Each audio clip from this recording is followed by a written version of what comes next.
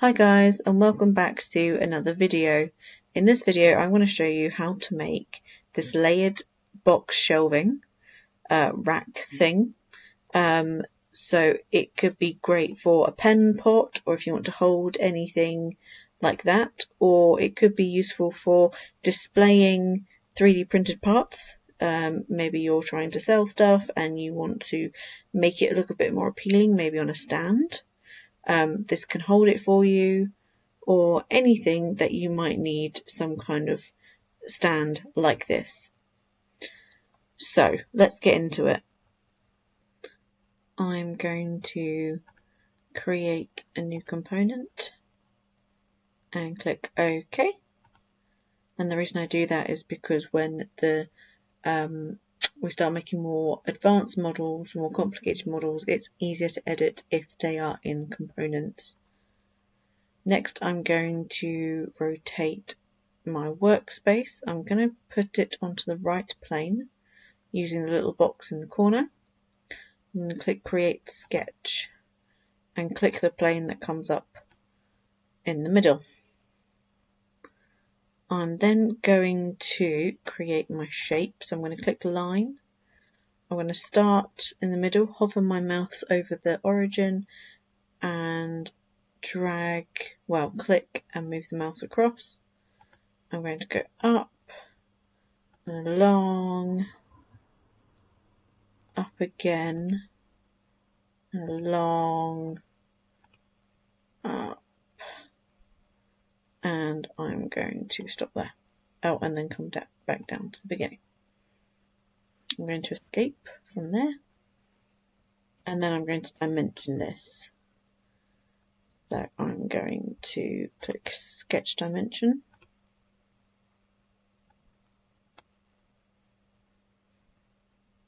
And I want that to be 100. And then I want this to be, 30. I'll stick with 30. This one to be another 20. Yep. And this one to be another 20. Yes. And then similarly with this, I will make that one 40. This one can be 30. And this one can be 30 as well. Okay, so that's where that last sketch I didn't need to put that in. And because I've got 40, 30 and 30 and 100 at the bottom, it means I've dimensioned it twice, which then comes up with this error that is over constrained. So I can cancel that. Yep, and that message should just go away. And I click escape. And also, I should have seen that really, because all the sketch is black now, which means it's fully defined. And it would be the same if I tried to dimension this edge. That would then become over constrained as well. So I'm not going to do that. Clear that. And click Finish Sketch.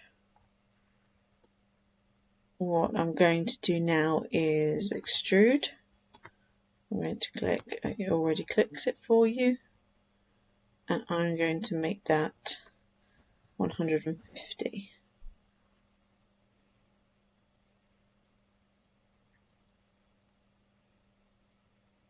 So now what I'm going to do is I'm going to add some holes to put things in. So I'm going to start at the bottom here, and I am going to click on Sketch. Now on this I can only do this sketch on the surface that I've selected. It would be tempting to make the sketches on these two faces too, but because they're at different heights, it won't come up in the correct place. So only sketch on this face that's been clicked. And I'm going to put in a 2-point rectangle. And escape from there, and I'm going to dimension this. So I want this to be 5mm from the edges.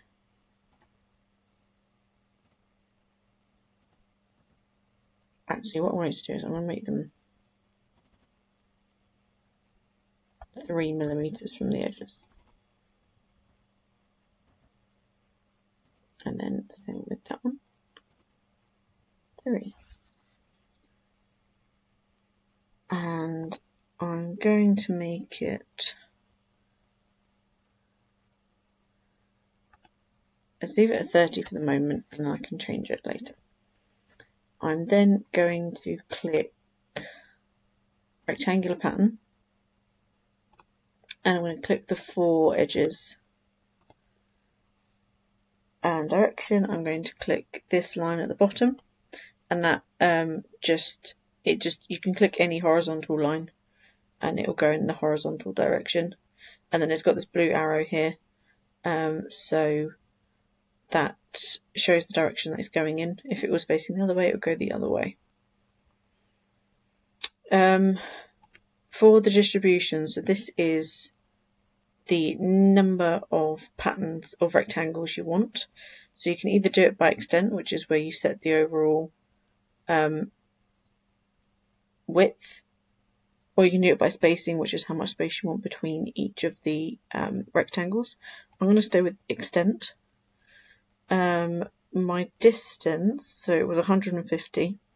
I've made this 150 long, and then I'm going to minus 6 because I want it to be 3 from this edge and 3 from this edge.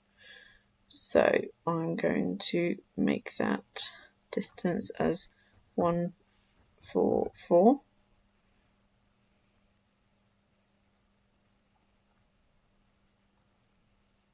Maybe not.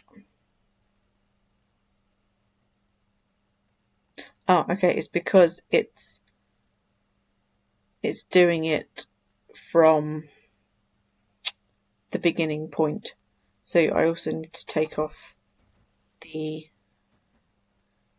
there we go, you have to take off the width of the rectangle as well.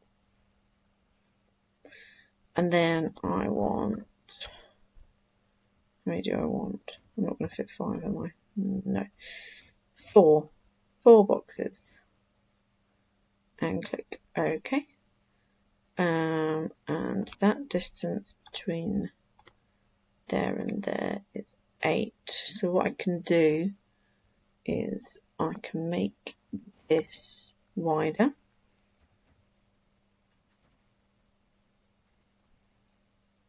And it will make everything wider. And then you need to go back in. So if you hover over this little C-shaped thing here, that's the rectangular pattern. So you can go back in and edit it. Because now that I've changed the dimension of the rectangle, I need to change the distance, the extended distance. And I'm just going to see how big that is.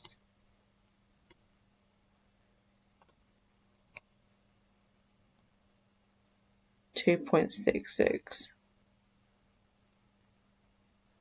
Okay, I think that's good enough.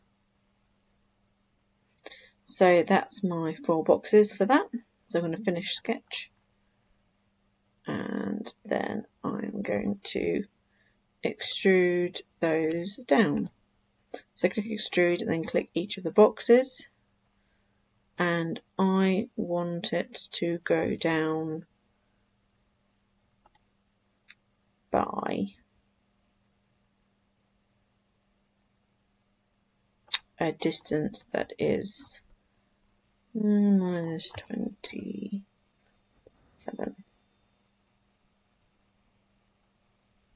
And have a look at that. Yeah, that looks good. Make sure it says cut, because that cuts away. And there you have the first layer. So I'm going to do the same again on the next layer. So click it, click create. And I'll move this across so I can see it a bit better. And I'm going to do the same. But on this one, I'm going to make the boxes a bit wider. So I will make that 3, make that 3, make that also 3, and I'm going to make this, let's just do it with 45 at the moment, we can change that later. Same again, I'm going to click rectangular pattern, and I'm going to click the 4 edges in the pattern. I'm going to click select, and I'm going to select a horizontal edge. Then I'm going to put my distance in, which will be, it'll be 150 minus 6 minus 45. There we go. And that's done it. So let me see what that distance is. 4.5. I might make that a bit thinner. So I'm going to go back onto my rectangular one, and I'm going to make, hang on, let me cancel that. I'm going to make this 46 instead, and then go onto my rectangular one and change that to 46. And then let's see if that is a bit closer. 3, that's okay. And that is the same. That's 3 at the end there. So that's good. Finish sketch. I'm going to now extrude those 3.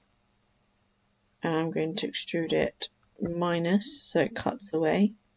And then I'm going to make it minus 45. And you can have a look at the preview.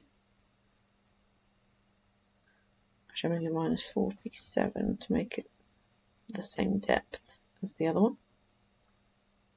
Click OK. And then do the same with the top layer.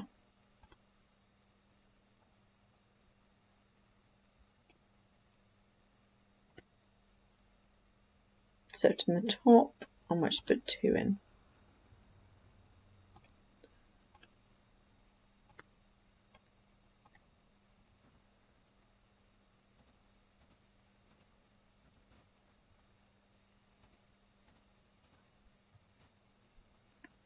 And escape, and then go on to, actually I needed to dimension that. Dimension the box. I'll make that 70.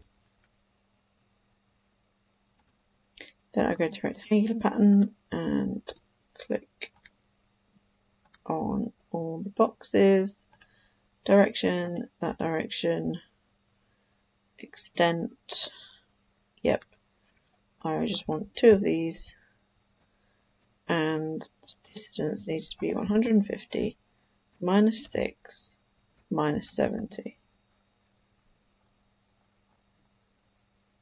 Nice. There we go, and that lines up quite well, although let's have a look at what is that distance. 4. I might leave that at 4. I think that's okay. You can just do whatever you want, really. If you want the partitions to be the same or different, whatever is easiest. So I'm going to click extrude. I'm going to click these 2 again, and then I'm going to extrude minus, and it will be 67. And click OK. So that is now my little rack. So what you can do with this, if you want, is you could change the depths of these holes. So you could have them shallower if you wanted. So something you can do with this if you want to is you can mirror it. So if I select bodies, body 1, and mirror that. So it's selected, and then I'm going to click the mirror plane. So if you hover over near the origin, this plane will come up, the smaller plane, you can just see it. Click on that, and that will mirror. And make sure it's join as well on the operation. So the reason why I did that is because I mirrored the body, because if you mirror the component, it will come up as 2 separate components. So if you want it to be just one part, just mirror the bodies.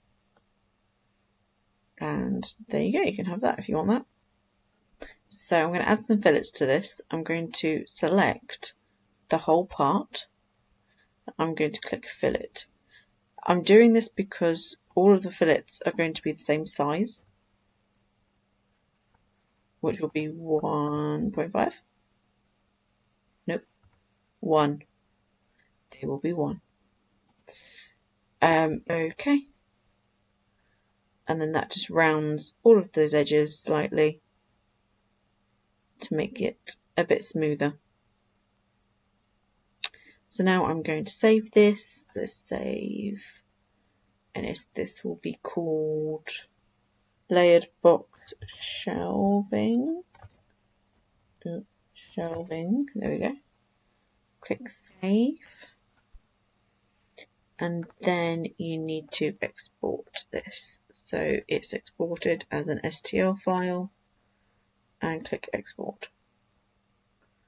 There we go, and then open your Ultimaker Cura.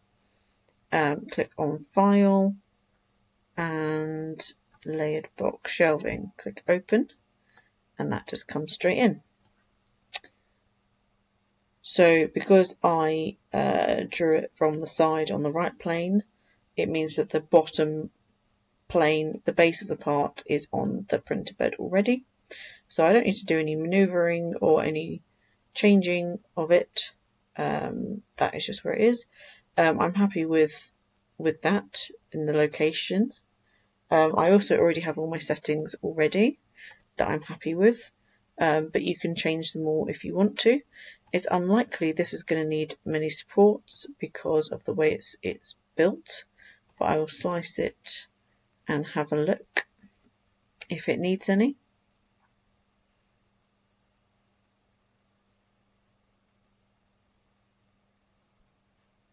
It's a long print though, it's 2 days.